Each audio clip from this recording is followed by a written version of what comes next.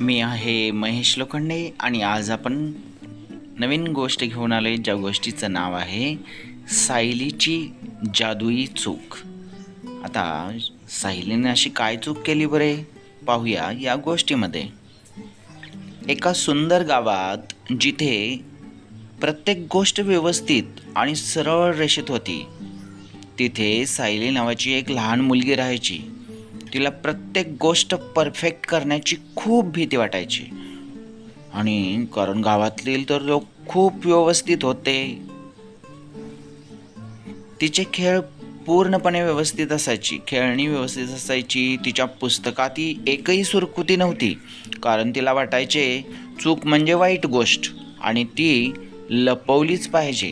ती चुका लपवायची आणि प्रत्येक गोष्ट व्यवस्थित करायला घाबरायची. एके दिवशी सायली आजोबांसोबत बागेत रंगकाम करत होती. रंग भरण्याचं, चित्राचं काम करत होती. आजोबा नेहमी आनंदी असायचे आणि बिनधास्त असायचे, आणि आजोबांच्या हे काम चालू असताना तीसुद्धा तिथं एक चित्र रंगवत होती. सायलीने एका मोठ्या सूर्याला रंग देण्यास सुरुवात केली, पण अचानक तिचा हात थरथरला आणि पिवळा रंग रेषेच्या बाहेर गेला. एक मोठी चूक झाली आणि आता तिला भीती वाटू लागली. काय करायचं बरे, आता माझ्याकडून तर रंग बाहेर गेलेला आहे.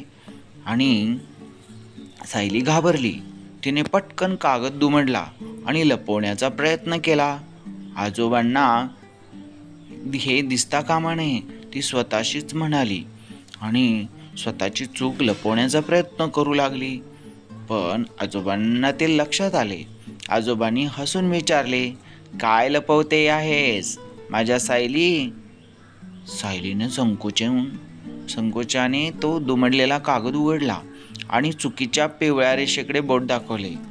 आजोबांना दाखवलं की माझी इथं चूक झालेली आहे, माझा रंग बाहेर गेलेला आहे, आता मी काय करू?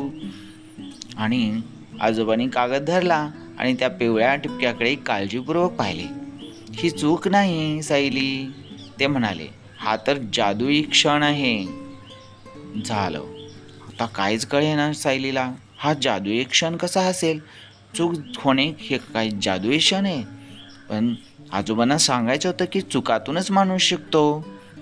आणि आजोबांनी पिवळ्या रंगाच्या त्या मोठ्या टिपक्याला आधार मानून त्याच्या भोवती नारंगी आणि लाल रंगाचे लहान आणि तेजस्वी किरणे काढली आणि वेगळ्या पद्धतीनं चित्राला नटवायला सुरुवात केली. एक झालेली चूक त्या चुकीला बरोबरमध्ये त्यांनी परिवर्तित केलं आणि एक सुंदर आणि वेगळं चित्र तयार झालं. चूक आता एखाद्या फुलातून बाहेर पडणाऱ्या, तेजाने चमकणाऱ्या मधल्या भागासारखी दिसत होती. कागदावर इतर रेषांपेक्षा ती जागा सर्वात तेजस्वी दिसत होती आणि खूप सुंदर असं चित्र तयार झालेलं होतं. चुकीला बरोबरमध्ये परिवर्तित केलेलं होतं. चूक न मानता त्या चुकीपासून शिकावं लागतं. सायली हसली. तिने शिकले की जीवनात चुका ही केवळ जादुई क्षण असू शकतात, जे चित्र आणि अधिक सुंदर आणि अधिक मनोरंजक बनवतात. तेव्हापासून ती चुकांना घाबरली नाही आणि प्रत्येक गोष्टी आनंदाने करायला लागली, कारण चुकतच माणूस शिकत असतो. चुका माणसाला घडवतात, चुका माणसाला बदलतात. चुकांपासून नवीन काहीतरी बनवता येतं, शिकता येतं, करता येतं.